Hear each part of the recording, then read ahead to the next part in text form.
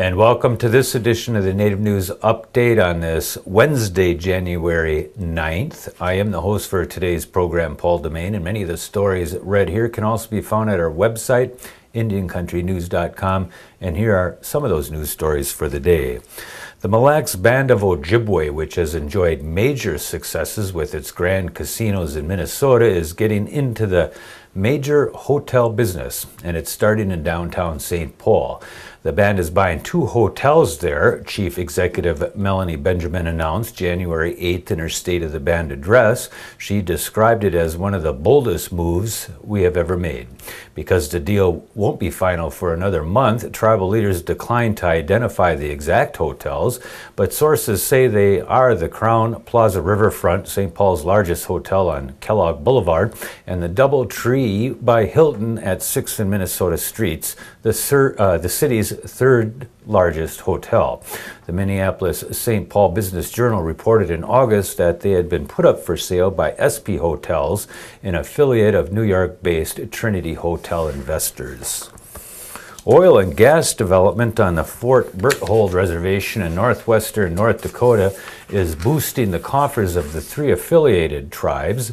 The Minot Daily News reports that the Mandan, Hidatsa, and Arika Nation was $110 million in the red just 2 years ago, but will become debt-free this year. Tribal Chairman Tex Hall says in his annual report that a fund that will pay dividends to enrolled tribal members has grown to $100 million. He says another $18 million has been invested in a tribal mortgage company that will help members buy their own homes. Hall says the tribe will work during this year's state legislature to get a bigger share of oil and gas taxes. Montana's decision to let migrating bison roam freely across 70,000 acres outside Yellowstone National Park was upheld by a court ruling January 7th that dismissed a pair of lawsuits challenging the policy. District Judge E. Wayne Phillips issued a 78-page ruling siding with state officials and conservation groups that have sought to ease restrictions on bison movements. Thousands of bison flood out of Yellowstone during severe winters. In the past, the animals were subject to mass slaughters over fears that they could spread the disease brucellosis to livestock. The slaughters were blocked by former Governor Brian Schweitzer 2 winters ago after cattle numbers declined outside Yellowstone and federal officials reduced the penalties for states that have brucellosis outbreaks.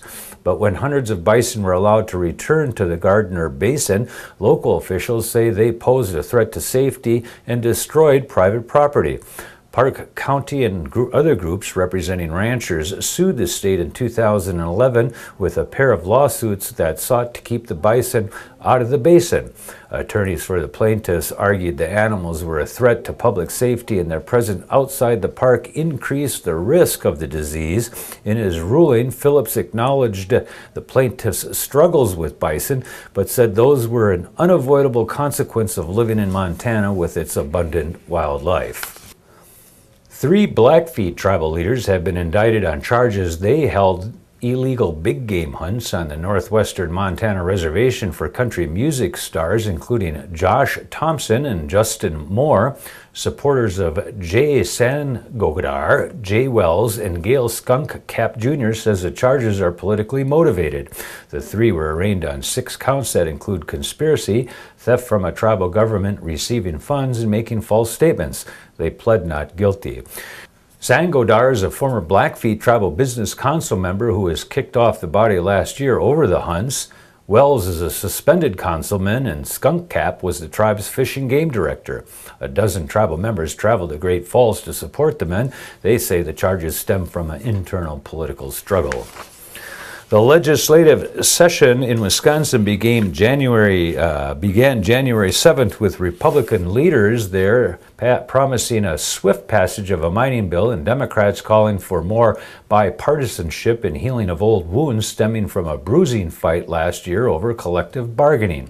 Republican leaders speaking before the ceremonial swearing in of new members and election of officers said a new mining bill could be introduced as soon as next week with hearings later this month.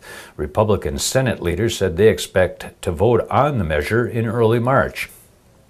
Assembly Republican leaders, along with Governor Scott Walker, have said it was a top priority to quickly pass a bill overhauling the state's mining laws to ease the building of a new iron ore mine in northern Wisconsin, south of the Bad River Reservation and downstream from their rice beds. The legislature could not reach an agreement on a mining proposal last year after moderate Republican Senator Dale Schultz blocked a bill that cleared the GOP-controlled assembly. Mining company officials have promised the mine would create as many as 700 jobs. Environmentalists fear the mine could devastate one of the state's most pristine regions near Lake Superior. New gambling compacts that the state of North Dakota has signed with the 5 tribal groups in that state allow the 3 affiliated tribes in the Standing Rock Sioux to have riverboat gambling now.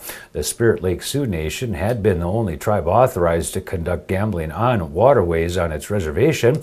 Tribal gambling in North Dakota is regulated under the state tribal agreements known as compacts, the first of which were signed in 1992. The Bismarck Tribune reports that the new ones were signed this month by the governor and tribal leaders. And that's going to be another roundup of news from Indian Country on this edition of the Native News Update. We want to say miigwech for joining with us and come back again soon.